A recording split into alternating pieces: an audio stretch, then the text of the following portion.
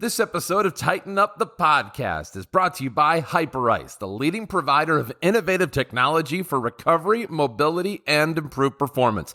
They help the Titans, and they can help you too. Be sure to catch their holiday savings at hyperice.com. Detroit, it's time to tighten up.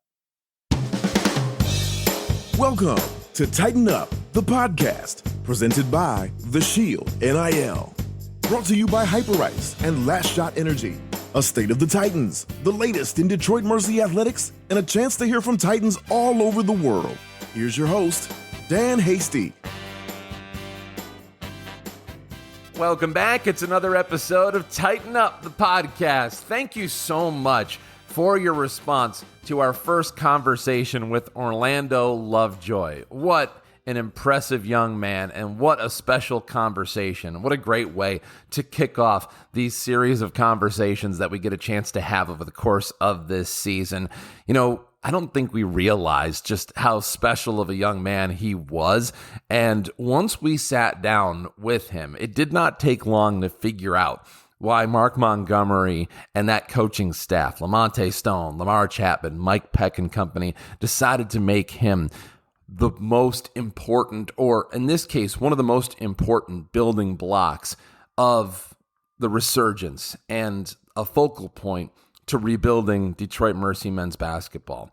But this episode is going to start in a different direction. We're going to talk about women's basketball to start things off, because you look up and all of a sudden Detroit Mercy women's basketball is off to their best start in 45 years, almost a half a century, nearly since the start of the program. On December the 8th, Detroit Mercy had 4 players reach double figures, including grad student Amaya O'Brien. She ended up scoring a Titan career high 22 points, all in the first half. Ended up just 2 points shy of her collegiate career high of 24. She had 4 steals. Titans beat Cleary 81-55 on Sunday afternoon at Callahan Hall. The Titans are 6-1. Elise Tripp, career high as a Titan, 16 points, 6 of 8 shooting. K-Doctor, just an unbelievable start to women's basketball this season. They've just got to be so thrilled with how things have gone over the course of the start of this season. Michaela Jackson, 14 points. Aaliyah McQueen, 10 points, 4 for 4 from the free throw line, 6 assists. There's just so many things that have been going right.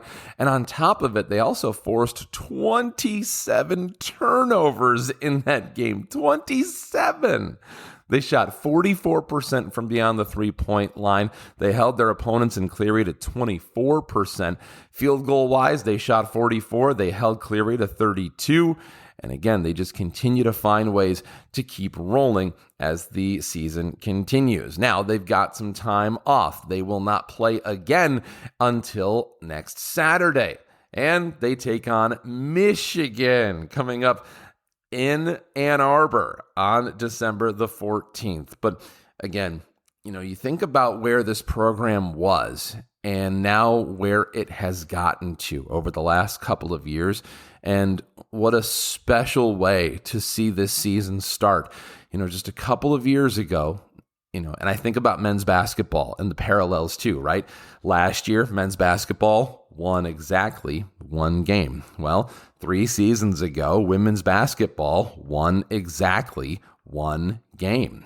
A year later, they won 5 games. And ironically, we sit here today, men's basketball has exactly 5 wins. Now, there's still a lot of season left, so there's certainly room to improve upon that total. But then last season, they finished with a record over 500, 17-16. They were 9-11 in the conference. They were really, really good on their home floor. They were 10-3. We've had the good fortune of having Kate join our broadcast a handful of times over the course of recent years, and she has just been such a huge addition to the Detroit Mercy family. And now this season, the way that it had started and to see how it has evolved. Bowling Green, a win to start things off this season. 73-66 in the home opener, then a win over Bellarmine. after a loss against Michigan State, which I don't think anybody's going to get too upset over, a win over Western Michigan, then a win over Eastern Michigan. So right out of the gate, 3 out of the first 4 games, and all those being wins other than the Michigan State win over MAC teams. Then you get Wright State, your first conference game. Boom, you pick up a victory. So you're 1-0 in the conference. Then you get Cleary, you pick up a win. You've got, of course, the Michigan game coming up, and then you're right back into conference play. Youngstown State, you get them coming up on the 18th. That's on a Wednesday in Youngstown. The next time that the ladies are back at Callahan Hall, New Year's Day. It is on the 1st. It's a Wednesday night, 7 o'clock. We'll have that contest, and you can get tickets at DetroitTitans.com. But again, we just had to take some time to appreciate everybody that has made that team what it has been. And it's not just K Doctor. It's also our great assistants, Kiefer, Juanita, Andrea, Antonio, and the grad assistants. But they have a lot to be proud of. And in a lot of ways, it is providing a bit of a blueprint for men's basketball. Before we get into men's basketball, also wanted to say congratulations to the winner and the most recent winner of our annual Titan Reggie Spirit of Detroit Mercy Award. Detroit Mercy gives this honor out every single year, and this year it was one of its most recognizable alums. This year's recipient, current Titan Club president, alum, and longtime Titans fan, Dave Fitch, honored during Saturday's men's basketball game against Wright State. He has led the Titan fan the last few years. He has been so vital to fundraising over the course of the last handful of years and even way back beyond that. But he has been so woven into the fabric of Titan athletics. He's also a dad of Detroit Mercy alums, including former fencer Nicole Fitch, who was recently honored by the business school with a Lifetime Achievement Award after an outstanding career in the banking industry. He earned his marketing degree from when it was U of D in 1979 and an MBA in 1983. Of course, the Titan Reggie Spirit of Detroit Mercy Award, named after the famed alum and one of the greatest and most popular fans who passed away in 2015. Some of the other winners of that award: Bob Miller, John Dieters, Ron Thayer, Mikhail Uden, Dan Kennedy, Mike Bink, and of course now David Fitch. So congratulations to all those people who have picked up wins of the Titan Reggie Spirit of Detroit Mercy Award.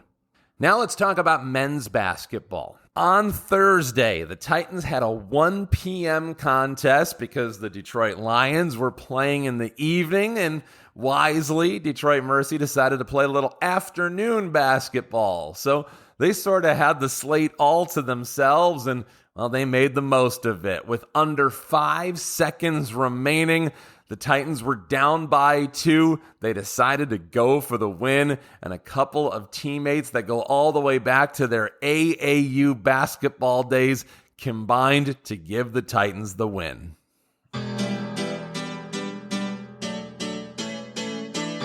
11 seconds to go. Lovejoy. Off to Jeter. The 3 by the big man. You gotta be kidding me. 79, 78, 2.6 to go. Legend Jeter with the career high and then some here today.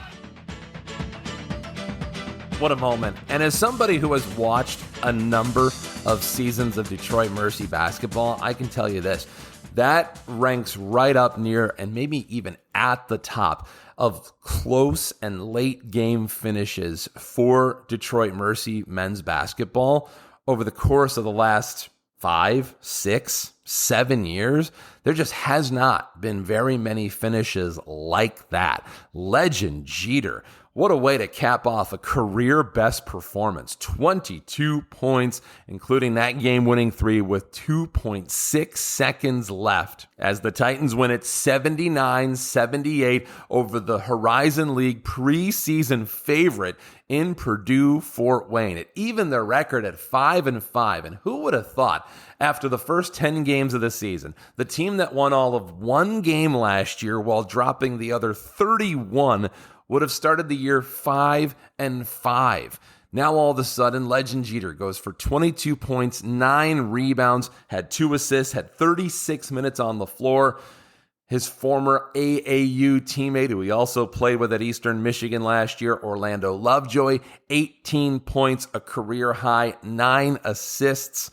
They were really feeling it, and they were showing that chemistry that has gone all the way back to those AAU days. They were actually kind of playing from behind for a good portion of that contest, but they made their run late in the contest, and because they were able to keep it close long enough, that was the difference. That's why they were able to close out and get the big shot they needed when they needed it most. They were down by as much as 8 at one point, but again, they got what they needed, and they found a way to get it done. And considering what their season is, and I will say this, they are battling some injuries right now. To get out of the first weekend of Horizon League play 1-1, that's not too shabby. Good to see the Titans find a way to pick up a win in the first week of Horizon League conference play. Tighten Up, the podcast, is brought to you by Last Shot Premium Hydration, the official hydration drink of the Tighten Up podcast. The revolutionary formula is packed with vitamin B12 and 0 grams of sugar. It helps the Titans hydrate, replenish, and recover. Try it at Callahan Hall or learn more at lastshotofficial.com. Fun week for the Titans. Now what do they have coming up? They're on the road. They visit Davidson coming up next Saturday, 7 p.m. at the school that Steph Curry helped build. They will be taking on the Davidson Wildcats. Davidson was picked to finish 11th in the Atlantic 10. It's kind of funny when you say it like that. 11 in the Atlantic 10. There's actually 15 teams in the Atlantic 10. Coach Matt McKillop is in his third season. They got off to a 5-2 start. Junior forward Reed Bailey's off to a really, really good start. 17 points per game, 7 rebounds. They have a couple of good complementary players. Senior Connor Kuchera, 16 points, 4 boards. Sophomore Bobby Durkin, 16 points, 4 rebounds as well. They have a nice core, and it's going to be all the Titans can do to help slow those guys down. But we've already seen, based on how the season has started, Titans have been able to pick up some surprises over the course to begin this season. Wins at Ball State and at Eastern Michigan, so don't count the Titans out quite yet. Then it's another conference game at Northern Kentucky. They'll be in Highland Heights, a place that has given them fits over the course of the last couple of seasons, but this is a very new team with so many different pieces, players, coaches, so maybe it's time to write some news stories against the Norse coming up next week. Don't forget, the Titans have a lot coming up that they want to get out in the community and help do in and around the city of Detroit, and you can help them make that happen. Join our community at The Shield online at theshieldnil.org. That's theshieldnil.org. And follow us on X and Instagram at theshieldnil. Before we go, wanted to give a shout out to the men's track and field teams. They had a few members compete locally at Saginaw Valley's Holiday Open last weekend. Junior Reed Monin just missed a career high. He tied for 7th in the high jump. In the heptathlon, grad senior Simon Jones was 12th. Sophomore Joshua Neary was behind him at 13th, and 3rd in the 1,000 meters. Detroit Mercy returns to action following the holiday break. They travel to nearby Windsor University for the Can-Am Classic on January 10th and 11th. Coming up with our next episode of Tighten Up, we get a chance to visit with a name that hangs in the rafters at the historic Callahan Hall. Eli Holman was in the building for the course of the Thursday and Saturday games for Detroit Mercy men's basketball. He got a chance to take in that big win for Detroit Mercy in their victory over Purdue Fort Wayne. He got a chance to not only come back and see the team who he was such an important part of the last time Detroit Mercy was a winning program, but also he's an uncle. He's Orlando Lovejoy's uncle. So we got a chance to catch up with him, got a chance to go down memory lane, and also find out what his life looks like now, not only as an ambassador to Detroit Mercy, but also as sort of a mentor figure to one of the most important parts of Detroit Mercy basketball. It's so cool how things tend to come full circle. Eli Holman joins us later this week on the next and upcoming edition of Tighten Up, the podcast. And don't forget to follow me on X at @DanHasty. That's going to do it for today's show. Thanks to all of you for listening. Be sure to catch us later in the week. A massive thank you to all our friends at The Shield for putting this together, and I'll talk to you Titans of Industry next time. Thank you for listening to another episode of Tighten Up, the podcast. Join our community at The Shield on theshieldnil.org and follow us on X and Instagram at The Shield NIL.